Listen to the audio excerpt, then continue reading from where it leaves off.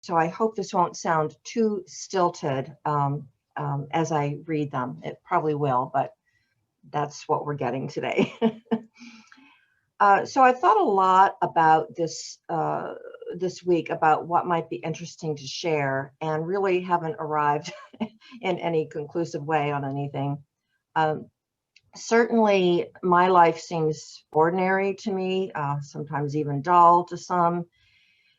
Those of you who've had children that pass through the teen years know that your children are often surprised to learn that you had a life before their own lives.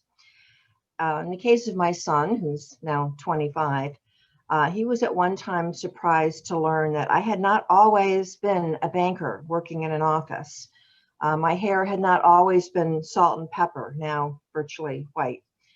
That I had traveled, I had worked in photography, I'd spent a semester at Harvard, all well before he entered my life at my age of 80.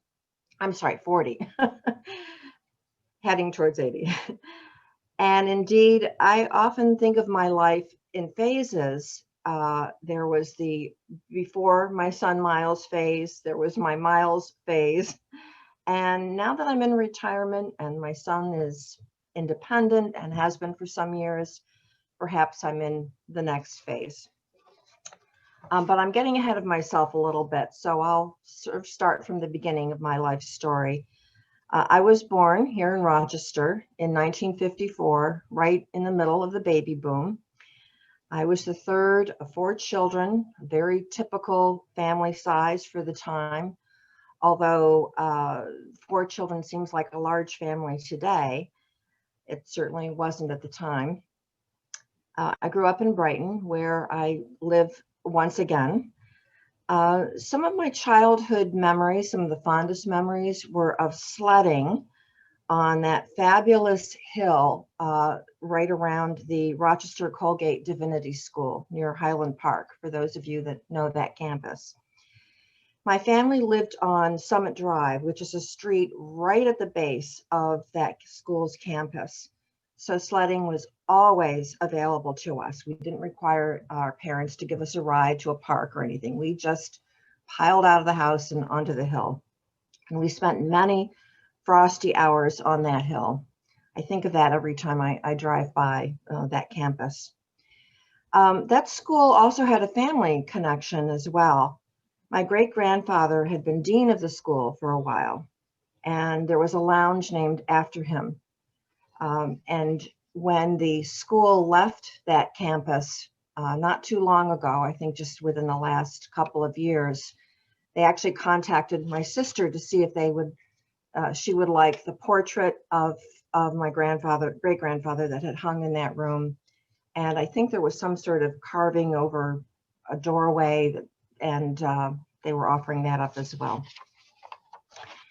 But to my young mind, the school was just a fabulous place to wander around. It looked like a castle. At one time I thought that's where the king and queen lived. I actually thought it was a castle.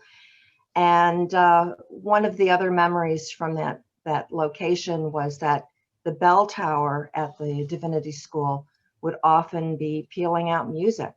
Sometimes there were distinct hymns and melodies. And sometimes you could tell somebody was just learning how to play the bells and was practicing, and the bells would just peal and peal and peal away.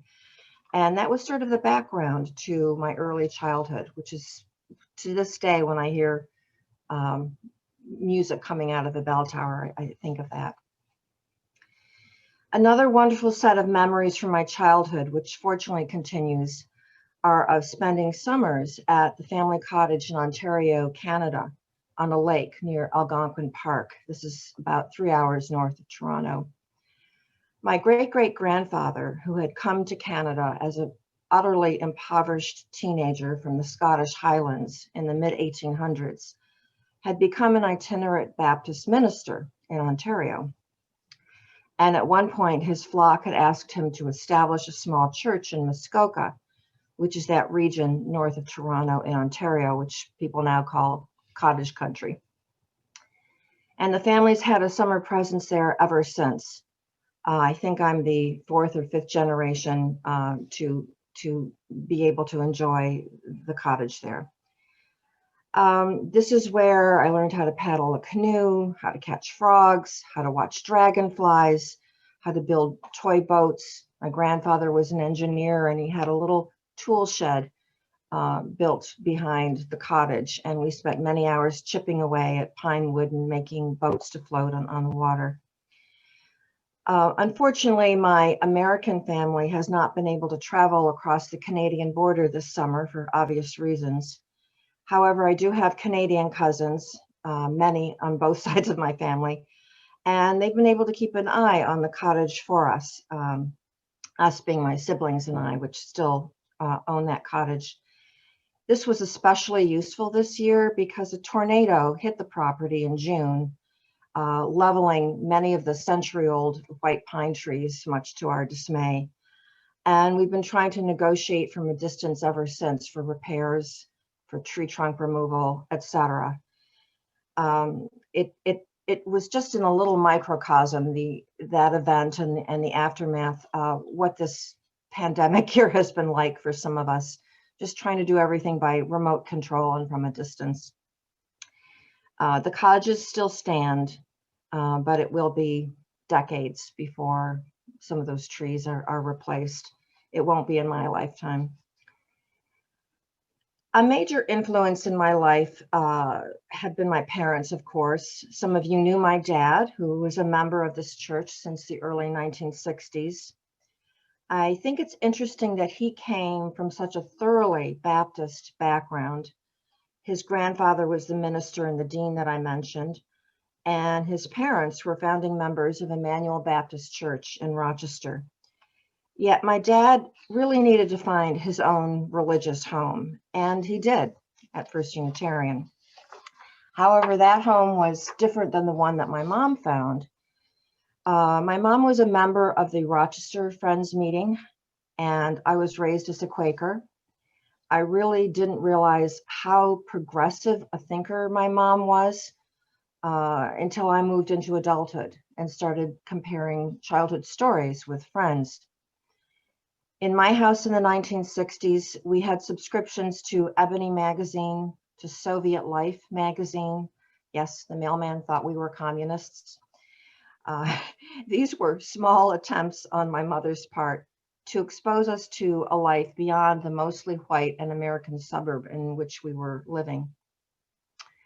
When I was in middle school, my family housed for one high school semester a young man who had escaped from South African apartheid by walking barefoot over some untold number of miles. He'd been sponsored to this country by the American Friends Service Committee. That was the connection with my mother, of course. I remember him tracing on an atlas that we had laid open in the living room, tracing with his finger the map of his escape route through sub-Saharan Africa, barefoot, of course, and really not completely understanding how a person could walk that many miles, much less without shoes. It left quite an impression on me. My parents had also sponsored a German family to immigrate to the US in the 1950s, sponsorship being required for people emigrating from Germany at that time. My parents had spent 2 years in post-war occupied Germany when my father was an Army medical officer. In fact, my sister was born in Regensburg, Germany in 1952. One of the young women who was a neighbor to my parents at the time and a caregiver to my infant sisters had been raped by a Soviet soldier and found herself a single mother. Her flatmate, who I think lived upstairs from where my parents lived, was also a single parent, but she'd been a consort to a German officer. And my mother shared this story with me to explain how the exacerbation of the post-war housing shortage in Germany at the time, how the lack of choices that sometimes people lived with and the tensions that were created by, in this case, the housing shortage. That time really left quite an impression on both of my parents. And I think they, although they certainly intellectually knew and emotionally understood their position in the world and the comfort with which they lived. I think living firsthand in that setting really drove home how fortunate they were in their lives. And I think they tried to pay it forward, so to speak, throughout their adult lives. My dad was a medical doctor in internal medicine. He made house calls all over Rochester, back when house calls still were being made. And in the years before pagers, he had a telephone that would sit by his bed at night. And he and his medical partners would rotate being on call. He'd be on call every third or fourth evening. And patients used to call the house directly on weekends and at night. And my siblings and I learned at a very young age how to take very accurate, very careful telephone messages from a patient in case my dad wasn't home. It was always a little amazing to me later in life to realize that some people didn't know how to do that. We've been taught at a really young age how to be really accurate with our messages. By the time I was in high school, I was wanting something beyond what I thought Rochester had to offer, although here I am living in Rochester again. Being somewhat bored with high school, even though I was a very good student, I really didn't find it very challenging after a while. So I graduated early and worked for a time as a nurse's aide before going to college. And then I went off to a freshman year at George Washington University in DC. That was the big city. My memories of that year were from many hours that I spent at the National Gallery. I think I was taking a History of Art 101 course, which just really captivated me. And also figuring out how to live with 5 roommates, count them, 5 roommates in a small dorm suite. Somehow we all managed to get along despite the complete lack of privacy, and we did not come to blows. I loved college, but I really had no idea what I wanted to major in or what I wanted to do in life. And rather than spend another expensive and rather aimless year, I decided to leave college at the end of my freshman year. A bit to my parents' chagrin, but they knew it was my decision. This came back to repeat itself in my own life when my son made the exact same decision, also attending a Washington, D.C. college years later. I could hardly say no. It took me about 5 years after that point, during which I traveled a little and worked quite a bit before I eventually completed an undergraduate degree at Boston University. This slightly haphazard approach to schooling continued when I entered Harvard School of Public Health to work towards a master's degree.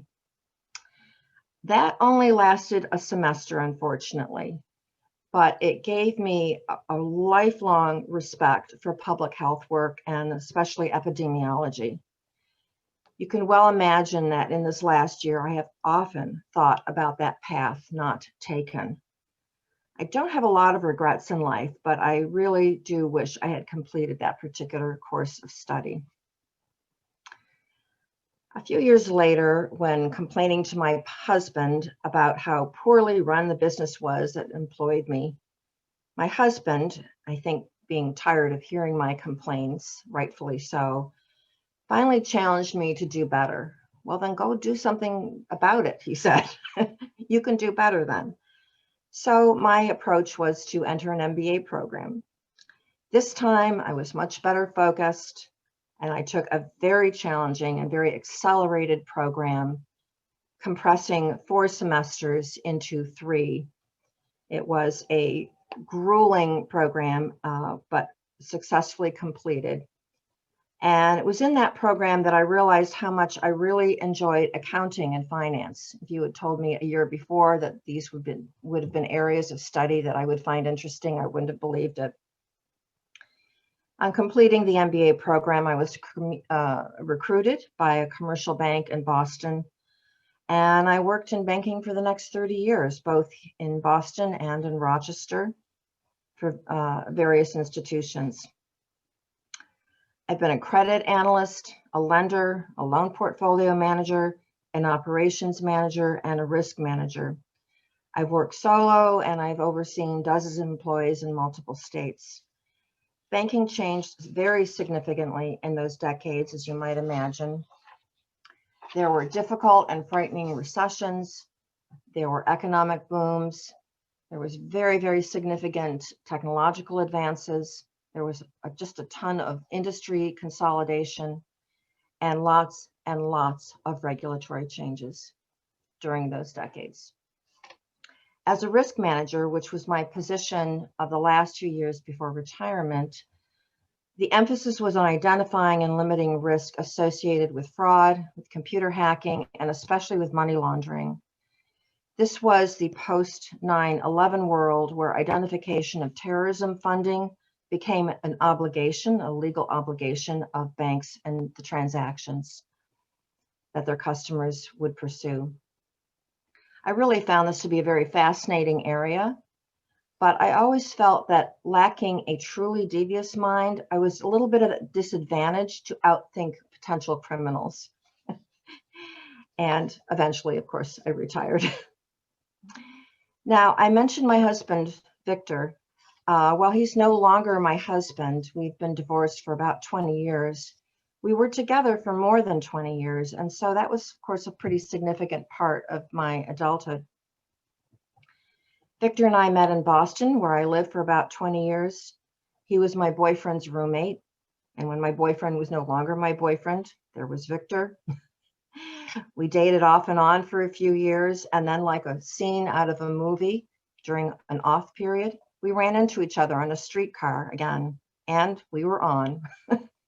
We were married here in Rochester by Dick Gilbert, performing the ceremony in my parents' living room.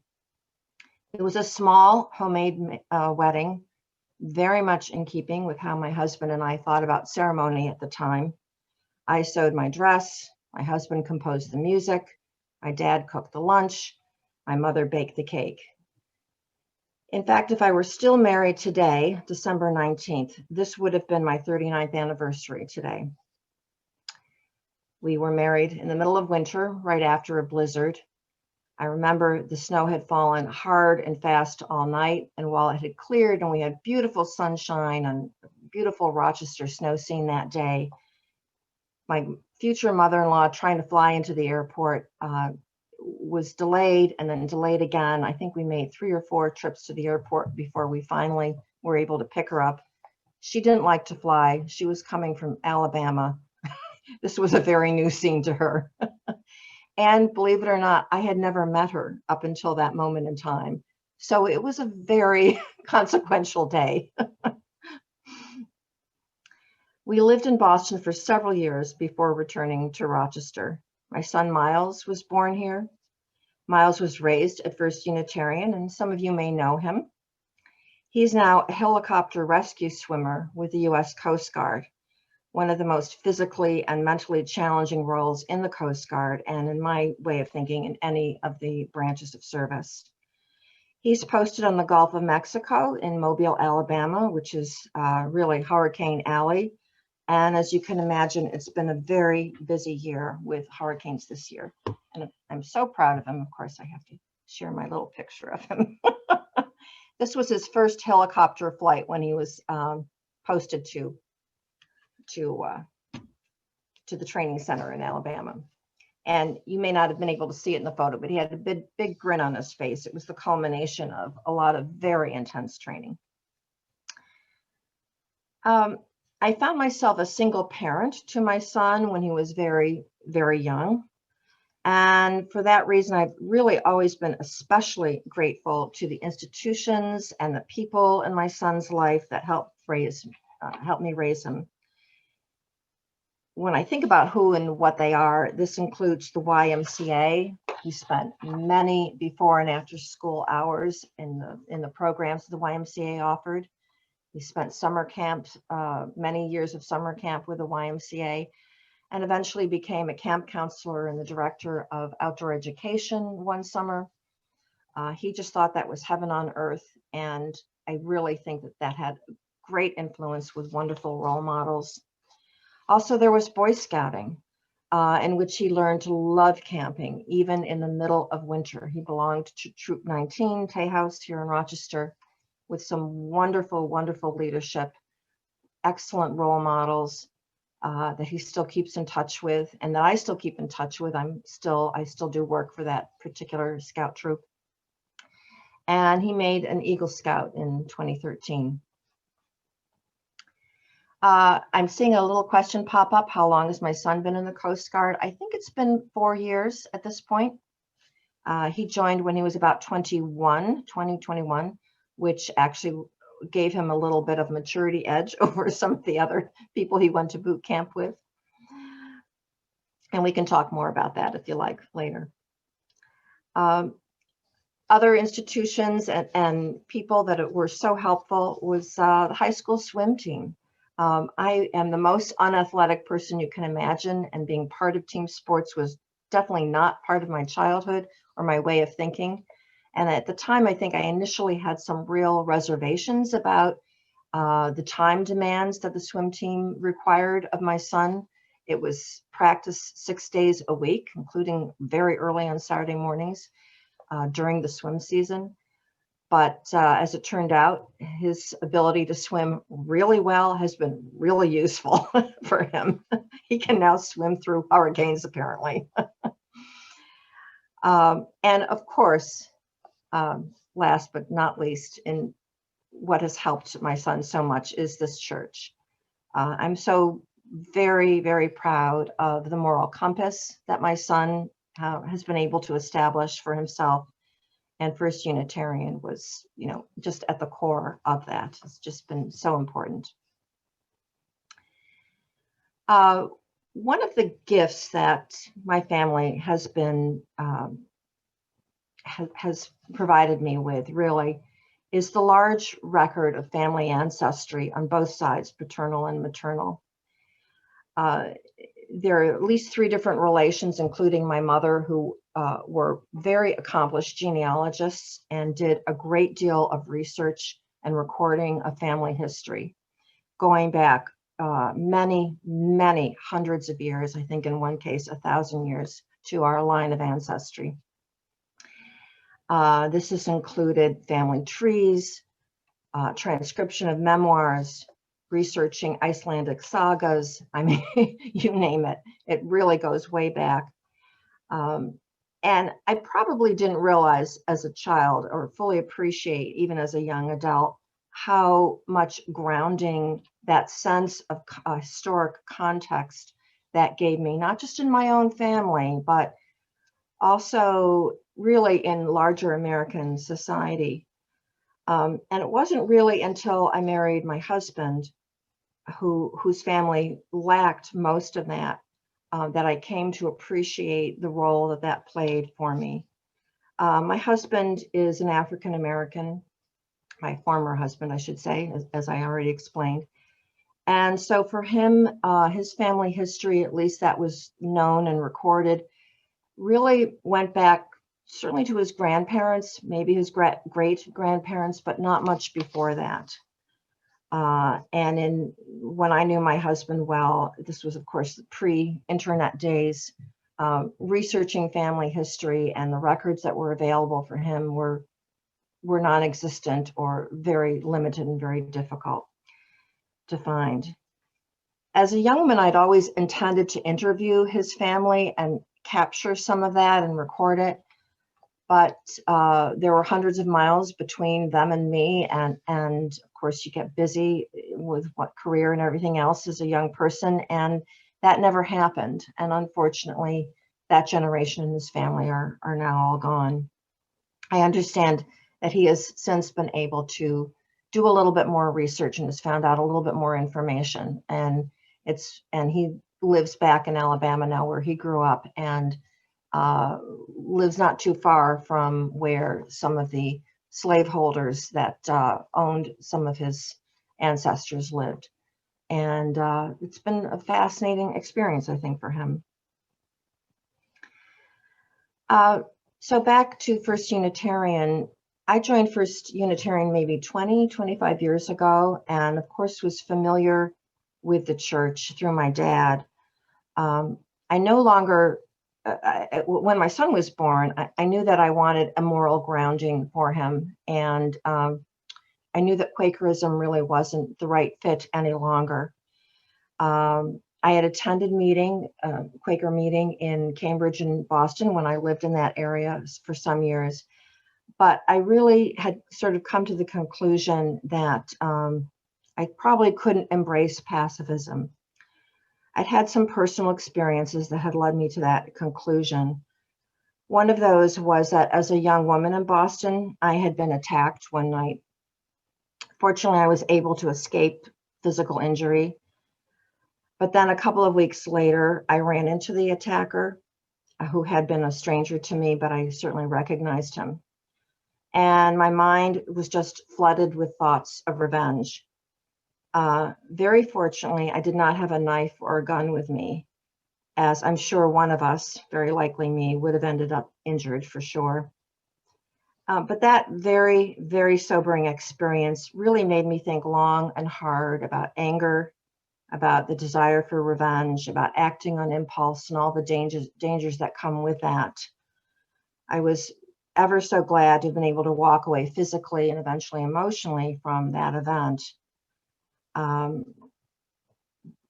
that really, really left me doubting what I could embrace for myself in the way of pacifism, which I had always understood to be one of the basic tenets of Quakerism. When it came to religion, both of my parents had always emphasized the need for the individual to seek truth and find answers for oneself. This was just seemed natural in our childhood home, and it was not out of the ordinary in our household that my dad belonged to one institution and my mother to another, and that as children, we were not expected to, beyond a certain age, to attend either institution. We were expected to find for ourselves what our own truth was and to follow that. So, as you can well imagine, First Unitarian feels like a wonderful home for me at this point. So here I am now, and I'm retired for a few years, very much enjoying the lack of deadlines, the lack of regulations, the lack of pressure. I am extremely fortunate to have a small garden and to have a sewing machine and to know how to sew. Gardening and sewing have gotten me through this pandemic so far. And that, of course, along with this wonderful community. So thank you for letting me share this story very much. I see 12:40, so I hope that leaves us enough time for any further discussion if you'd like. Libby, I'm going to turn it over to you. Okay.